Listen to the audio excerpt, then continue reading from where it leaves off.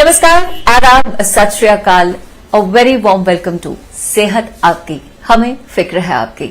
आज इस कार्यक्रम में हम जिन स्पेशलिस्ट से आपकी बात कराने वाले हैं, मुलाकात कराने वाले हैं, वो आपकी आंखों का ध्यान रखने वाले हैं और आपसे बताने वाले हैं कि किस तरह से आप अपनी नजरों को खुद पहचान सकते हैं और किस तरह अपनी नजरों को फेरे बिना अपनी नजरों की सेहत का ध्यान रख सकते हैं। हमारे साथ स्टूडियो में सेहत आपकी के आज के इस अंक में मौजूद हैं eye specialist doctor JP Singh. Sir, सबसे पहले तो आपका हार्दिक अभिनंदन करते हैं आज के इस कार्यक्रम में। Thank you madam. एक आम धारणा अगर हम कहें तो एक आम आदमी को किस तरह से समझ आए कि मेरी आंखों में प्रॉब्लम शुरू हो गई है या आईसाइट वीक हो रही है या मुझे आईज के स्पेशलिस्ट से मिलना चाहिए, एक डॉक्टर के पास जाना चाहिए। सर, मैम आईज एक बहुत इम्पोर्टेंट पार्ट है लाइफ का ऐसे, अगर नजर है तो सब कुछ है।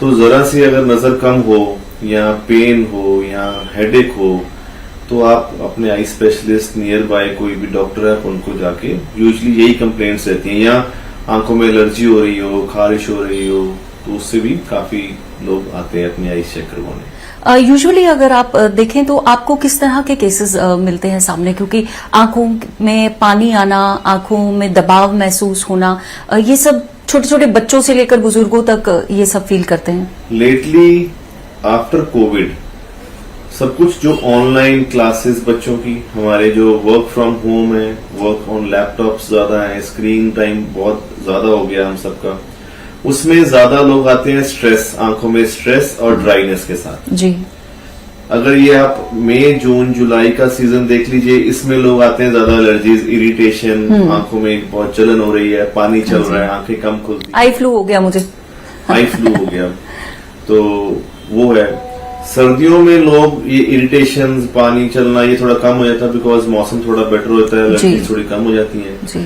इस टाइम पे लोग प्रेफर करते हैं कि हम अगर नजर कम है, अपने बुजुर्गों को, अगर किसी को मोतियाबिंद है, कैटरेक्ट है, तो उनकी सर्जरी करवा लें। तो ये बहुत ज्यादा वेरिएशंस है हमारी उसमें प्रैक्टिस में भी, बट मैक्सिमम जो आजकल कंप्लेंट्स या कंसर्न है पेशेंट्स का, पेरेंट्स का इनफैक्ट, कि छोटे छोटे बच्चे मोबाइल पे व्यूइंग टाइम बहुत ज्यादा है जी। अगर वो खाना भी खा रहे हैं तो उनको मोबाइल चाहिए, अगर वो कहीं बाहर जा रहे हैं, पेरेंट्स बिजी हैं, तो मोबाइल उनके हाथ में, बच्चों के डू यू थिंक ये जो चेंज ऑफ रिजीम हुआ है, हम किताबों से अब मोबाइल्स पे और गैजेट्स पे पहुंच गए हैं, कंप्यूटर्स के सामने पूरा दिन बिता रहे हैं, इससे ज्यादा हमारी आंखों में प्रॉब्लम सामने आ रही है? इससे आंखों पे स्ट्रेस आई बिलीव थोड़ा इंक्रीज हो गया जी। जब भी हम नॉर्मल, हमारा blinking rate is 20 to 25 times पर मिनट, हम 20 से 25 बार आंखें अपनी ब्लिंक करते हैं। लेकिन अगर हम मोबाइल या लैपटॉप पे काम कर रहे हैं और हमारा ध्यान पर्टिकुलरली एक स्क्रीन पे है, तो हमारा वो ब्लिंकिंग रेट ट्रिमेंडसली ड्रॉप हो जाता है, reduces to 3 to 4 times in a minute. तो 20 टाइम्स से 3 to 4 टाइम्स, तो हमारी जो आंख के ऊपर एक लेयर है टीयर फिल्म, वो थोड़ी सी डिस्टॉर्ट या ब्रेक हो जाती है, उससे इरिटेशन, फिर आंखों में पेन, जब आप स्ट्रेस, वो सब, फिर ये इससे रिलेटेड है सब कुछ। इरिटेशंस को, आईज की ड्राइनेस को लाइटली लेना चाहिए या we should consult a doctor? Specially अगर लेडीज को तो ड्राइनेस को लाइटली नहीं लेना चाहिए। आफ्टर 50 या 45-50 लेडीज में टेंडेंसी होती है कि ड्राइनेस इंक्रीज हो जाती है।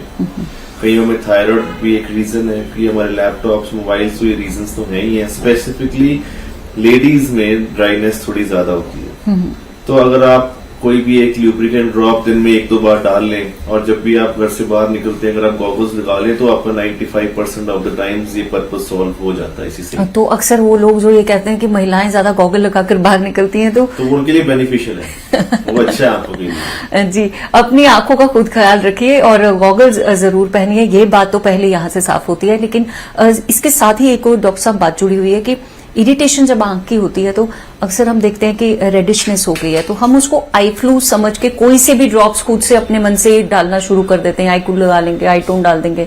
कितना सही आपको लगता है अपने ही मन से ये ड्रॉप्स डाल लेना, या we should consult a doctor first and then take medicine? Ma'am अभी भी 90% लोग जब भी ऐसी कोई प्रॉब्लम होती है तो पहले वो नियरेस्ट किसी दवाई की दुकान पे जाके एक बेसिक सी मेडिसिन लेते हैं। जी जी। और 90% ऑफ द टाइम्स उस मेडिसिन में एंटीबायोटिक के साथ स्टेरॉइड्स ऐड होते हैं। अगर आपको आई फ्लू है तो स्टेरॉइड्स पहले 1-2 दिन तो आपको वो ठीक करेगा, क्योंकि वो इन्फेक्शन और स्वेलिंग को कम रखेगा। लेकिन एकदम से उसके बाद 3rd-4th डे पे इतना ज्यादा वो प्रॉब्लम होती है कि हमें देख के पता चलता है इसने बंदे ने गलत दवाई डाल चुका है। जी जी जी। तो कुछ ज्यादा आजकल तो हर एरियाज में डॉक्टर्स हैं, तो मुझे लगता नहीं है कि आपको पहले सीधा दवाई डालनी चाहिए। नियरेस्ट किसी डॉक्टर के पास जाके पहले अपनी आईज चेक करवाओ। अगर तो इन्फेक्टिव है तो उसमें तो एंटीबायोटिक चलेगी, बाकी फिर भी वो जो स्टेरॉइड कॉम्बिनेशन डालते हैं उससे फिर भी काफी फर्क लोगों को पड़ जाता है। नियोस्प्रीन जैसी जो ट्यूब्स हैं वो सीधी आंख में डाल देते हैं बिना किसी से पूछे हुए। How good is that? वो गलत है। नियोस्पोरिन ऑइंटमेंट के बहुत सारे फायदे हैं, लेकिन उससे ज्यादा उसके नुकसान भी हैं अगर वो इन्फेक्शन में अगर हम वो डाल दें दवाई। अक्सर महिलाओं के लिए खास तौर पर मेकअप हम बहुत यूज करते हैं, तो मेकअप की वजह से आंखों के ऊपर आपको क्या लगता है कि कितना ज्यादा इम्पैक्ट पड़ता है? मैम मेकअप आज से नहीं हो रहा, मेकअप बहुत सालों से लेडीज कर रही है, तो आज तक तो कुछ हुआ नहीं, आगे भी कुछ नहीं होगा अनलेस एंड अनटिल कि कोई बहुत आपने कोई नई क्रीम या आपने कोई नया कोई आपने मेकअप की कोई एक्सेसरी आपने बाई की है जिससे आपको एलर्जी हो गई। राइट। अदरवाइज ऐसे आंखों में कुछ नहीं होता है। तो भाई महिलाएं एक राहत की सांस ले सकती हैं। आप किसी भी तरह का काजल इस्तेमाल कीजिए और किसी भी तरह का आईलाइनर लगाइए, आंखें आपकी सही रहेंगी। सर बच्चों की ओर जाना चाहूंगे। अक्सर हम आजकल देख रहे हैं कि एकदम से बच्चों की आईसाइट जो है बिल्कुल वीक हो जाती है, बहुत ज्यादा स्ट्रेन, क्योंकि जैसे आप भूल ही चुके हैं कि पढ़ रहा है बिकॉज ऑफ गैजेट्स, लेकिन आंखें कमजोर होना बच्चों की, इसका सबसे बड़ा कारण क्या हो सकता है और हम कैसे इस चीज को रोक सकते हैं कि हमारे बच्चों की जो आंखें हैं वो सही सलामत रखें?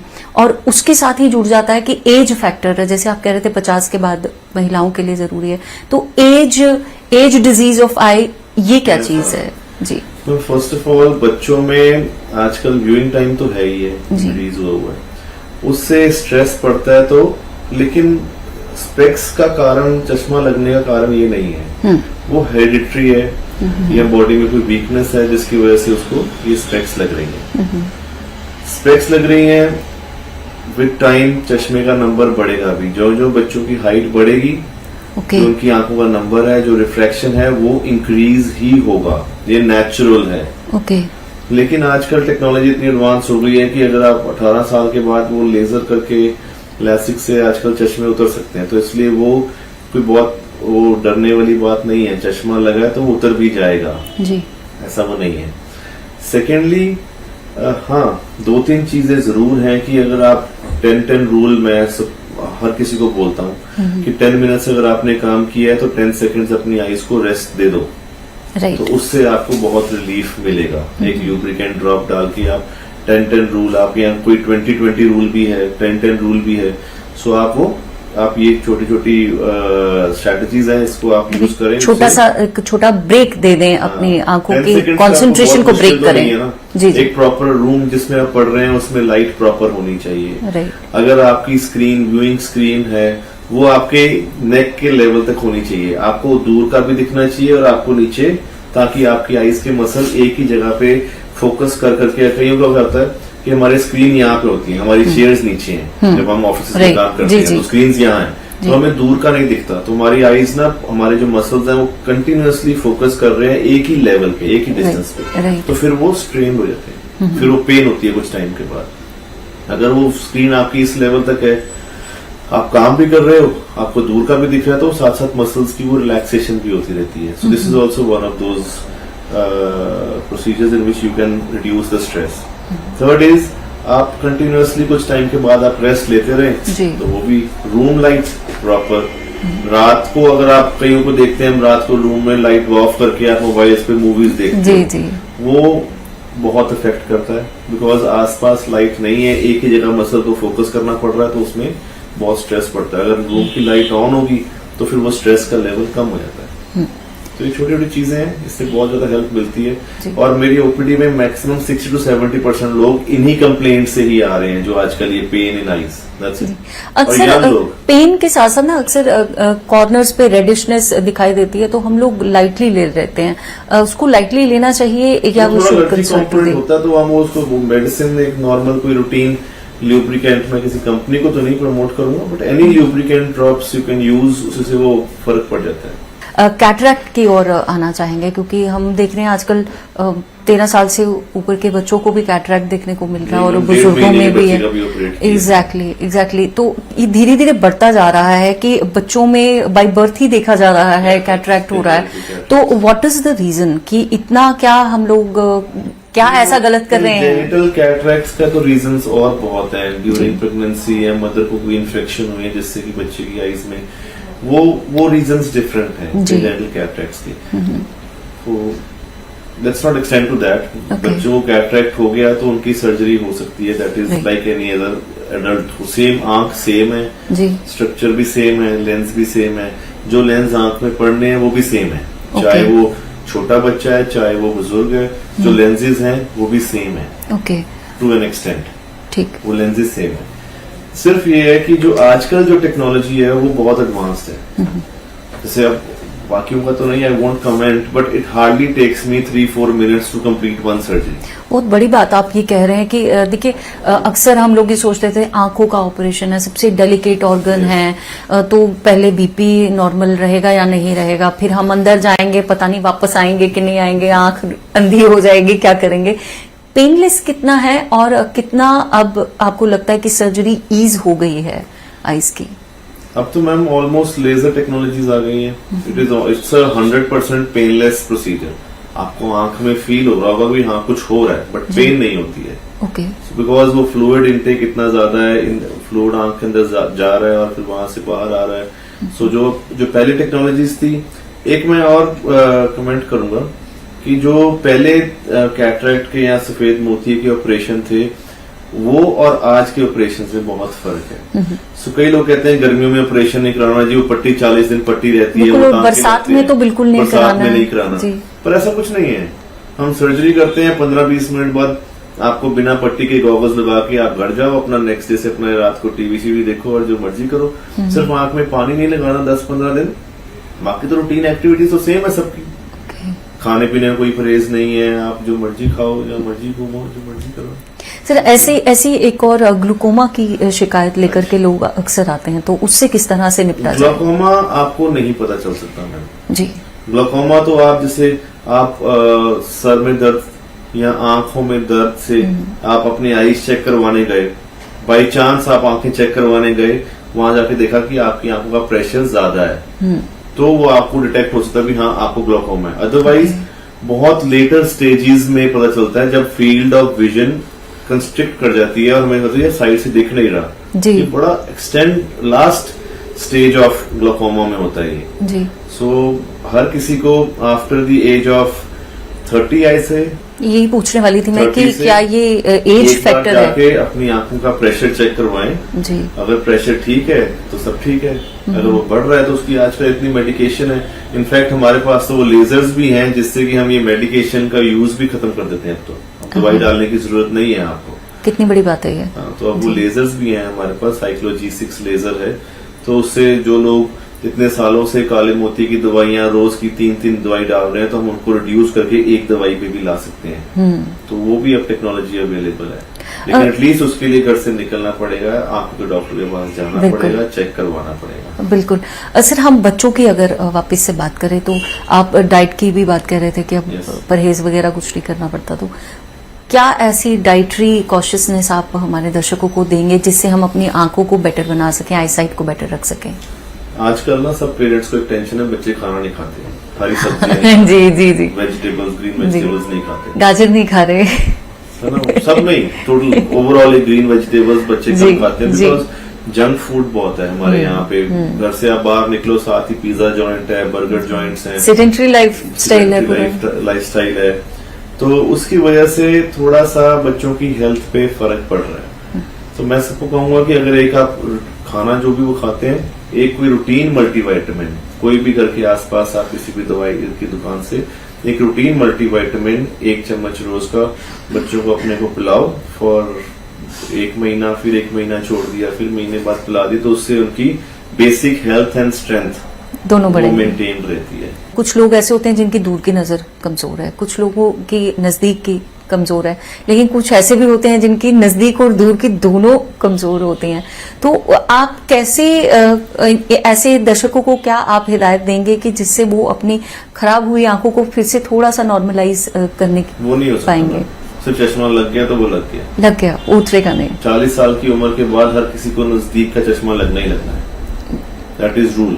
किसी को 40 पे लगेगा, किसी को 42 पे लग जाएगा, किसी को 30। एक नॉर्मल आदमी का नजदीक का चश्मा लगना ही लगना है। ओके। क्योंकि हमारे आंख के मसल्स है वो थक चुके होते हैं by the age of 40। Okay. उनकी इतनी ही एज है, तो उसके बाद जब भी आपको नजदीक का पढ़ना है तो नजदीक का चश्मा लगाना ही पड़ेगा। बाकी जो दूर के चश्मे लगे हैं वो नंबर फ्रीक्वेंटली चेंज होते रहते हैं, कभी कभी उसको आप रूटीन किसी भी चश्मे की दुकान से आप जाके चेक करवा सकते हैं, नया नंबर ले सकते हैं।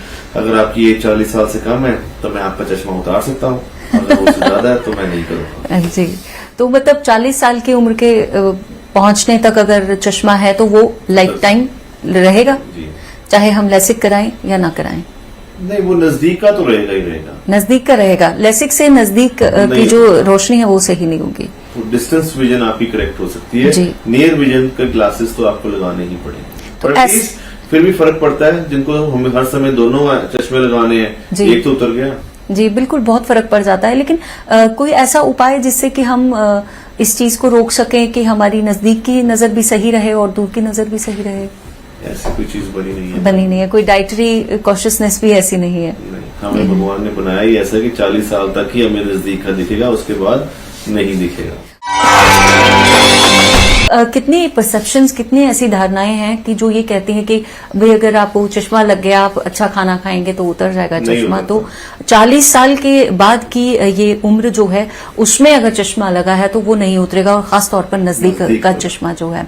कुछ सालों में थायराइड की वजह से और डायबिटीज की वजह से बहुत ज्यादा केसेस जो हैं आंखों की भी रोशनी कम होने के सामने आ रहे हैं, और खास तौर पर माइग्रेन के भी कुछ ऐसे पेशेंट्स हैं जिनकी आंखें कमजोर होती हुई नजर आ रही हैं। किस तरह से जुड़ी हुई हैं ये बीमारियां आपस में? डायबिटीज तो आजकल बहुत ज्यादा कॉमन है जी, इट्स एन एपिडेमिक। राइट। कोई भी अगर एक रूम में 100 लोग हों और 30 लोग इन्वॉल्व हो जाएं किसी बीमारी से, तो कहते हैं ये एपिडेमिक है। बिल्कुल बिल्कुल बिल्कुल बिल्कुल। हमारी कंट्री की ऑलमोस्ट 50 to 60% पॉपुलेशन इस प्रॉब्लम से ऑलरेडी जूझ रही है। बिल्कुल, ठीक है। अगर आपकी 30 साल से आपको डायबिटीज है तो 100% चांसेस है कि आपके पीछे पर्दों में शुगर का असर होगा ही होगा। अगर आपको 10 साल से आपको डायबिटीज है और अगर आपने कंट्रोल रखा है तो चांसेस भी उतने ही हैं, 10-20% भी आपके पर्दे ठीक होंगे। लेकिन हमारे यहाँ पे क्या है, हमारे यहाँ पे आप सुबह तो बहुत ध्यान रखते हो, लेकिन रात को जब आप शादियों में जाते हो तो सब खाते हो, तो अगले दिन शुगर फिर उतनी बढ़ जाती है। बिल्कुल। स्पेशली लेडीज में डायबिटीज बहुत ज्यादा अफेक्ट कर रही है। बिल्कुल। मेल्स में फिर भी कम है, लेडीज में सेडेंट्री लाइफस्टाइल 8 to 10 का रेशो है, सेडेंट्री लाइफस्टाइल है। एंड सेकेंडली जो खाने के मेथड्स हैं, जो ओल्ड कुकिंग मेथड्स हैं, वो अभी भी वैसे ही चल रहे हैं। अब हमारी जो डाइट्स हैं, जो हमारे खाने हैं, वो वैसे नहीं रहे। इनमें पेस्टिसाइड्स के जो रेशो है बहुत ज्यादा हाई है, तो जो ये कैंसर्स बढ़ रहे हैं ये भी इसीलिए बढ़ रहे हैं जी। वही पेस्टिसाइड्स पानी में जा रहे हैं, वही हमारे दूध में जा रहे हैं, वही खाने में जा रहे हैं, इसलिए उससे कैंसर का जो इंसिडेंस है वो बहुत बढ़ रहा है जी। ठीक है। डायबिटीज ऑलरेडी एक एपिडेमिक है, हमारी पूरी बॉडी को खराब कर रही है, लेकिन आंखों में इसलिए दिखती है क्योंकि आंखों अगर जरा सी नजर कम होगी तो लगेगा हाँ अब कुछ हो गया। बाकी बॉडी में क्या हो रहा है अंदर वो पता नहीं चलता जी। अगर आंखें इन्वॉल्व हो रही हैं तो हमारी किडनीज का भी जो वैस्कुलेचर है, जो हमारी ब्लड वेसल या बनावट है, वो भी सेम है, तो किडनीज भी इन्वॉल्व हो रही हैं साथ में। तो एक आई टेस्ट इतना इम्पोर्टेंट है। मैं आंखें देख कर बता सकता हूँ कि आपकी किडनीज में भी असर आ रहा होगा, आप इनके भी टेस्ट करवा लीजिए। ये कितनी बड़ी बात है और इसे हम अक्सर नजरअंदाज कर देते हैं जी। और हमारे जो मैक्सिमम आजकल के जो पेशेंट हैं, 100 की ओपीडी होगी तो उसमें 60% लोग डायबिटिक होंगे, जो पहले कहीं और इलाज करवा चुके हैं। लेकिन एक बार शुगर की वजह से नजर कम होनी शुरू हो जाए तो 100% नजर वापस नहीं आती। सो इसलिए अपना ध्यान रखिए। पार्कों में और ग्राउंडों में सैर करनी आसान है, हॉस्पिटलों में सैर करनी बड़ी मुश्किल है।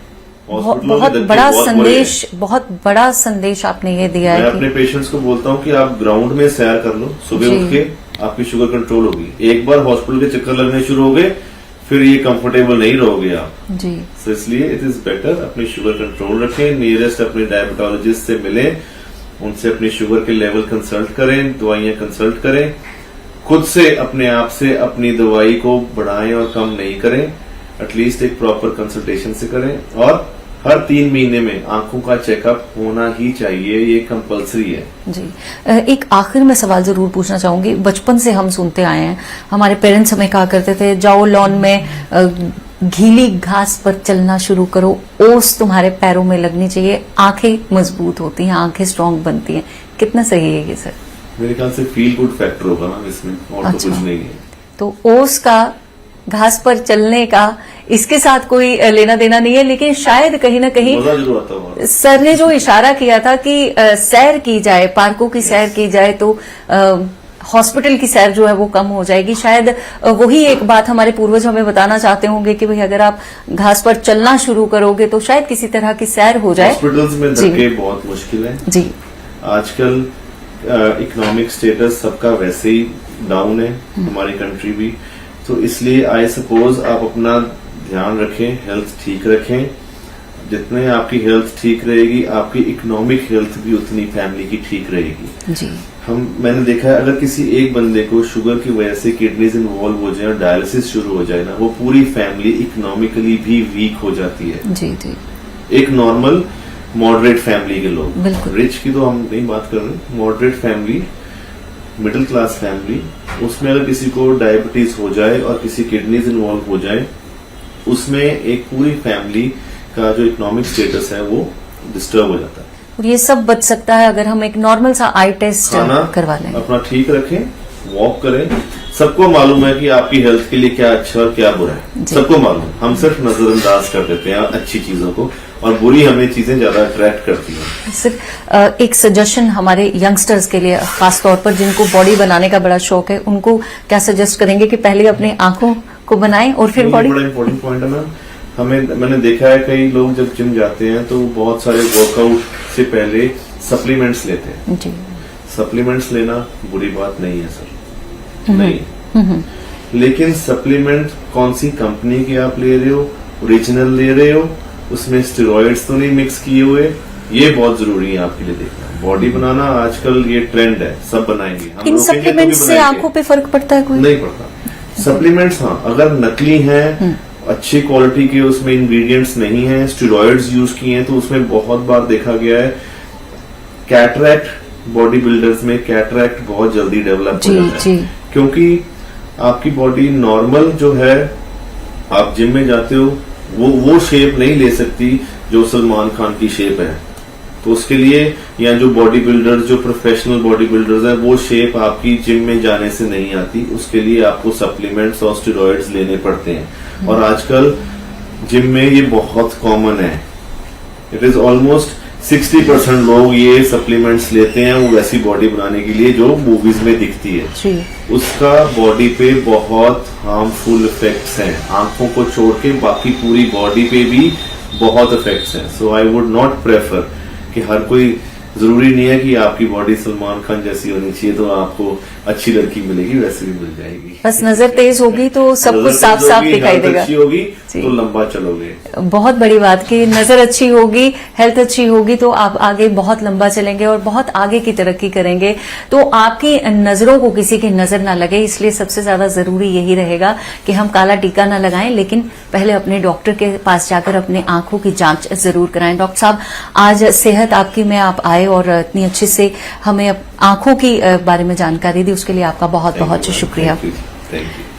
तो डॉक्टर जेपी सिंह से आज हम बात कर रहे थे कि किस तरह से हम अपनी आंखों का ख्याल रख सकते हैं, और ये बात हम आप तक इसलिए पहुंचाना चाहते हैं क्योंकि हमें आपका है ख्याल और आपकी सेहत की जिम्मेदारी हमने ली है। इसीलिए ऐसी मुलाकात आपके साथ करवाते रहेंगे, अलग अलग स्पेशलिस्ट को यहां पर बुलाकर, ताकि आपकी सेहत सेहतमंद रहे और आपके साथ साथ हम लोग भी सेहतमंद रहें। अगले अंक तक के लिए मुझे दीजिए इजाजत। नमस्कार, जय हिंद।